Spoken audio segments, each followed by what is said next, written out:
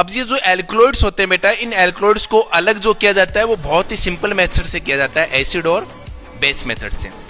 अब जिनमें से इस खास जो एल्कलॉइड्स है जिसको मादक पदार्थ के रूप में इस्तेमाल किया जाता है, इसका नाम है मॉर्फिन, और इसी मॉर्फिन से फिर क्या हीरोइन बनती है। अब आपको कुछ रोचक चीज मैं आपको बताता हूं कि सिर्फ इसका जो नशा है मॉर्फिन का, इसके आदि सिर्फ इंसान ही नहीं है, इसके आदि जानवर भी बहुत बड़े लेवल पे हैं।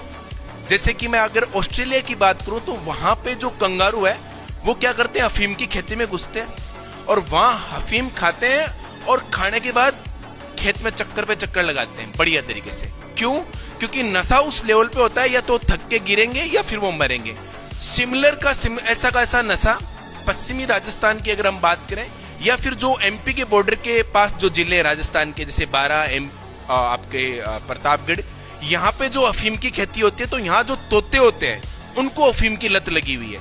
वो क्या करते हैं, अफीम के जो फ्रूट है उसमें से रस को सक करते हैं और फिर पूरे दिन वहीं रहते हैं, और जिस दिन ये खेती पूरी हो जाती है तो फिर ये तोते खेती होने के बाद भी उस अफीम की तलाश में आते हैं और तड़प तड़प के वहां पे मरते हैं।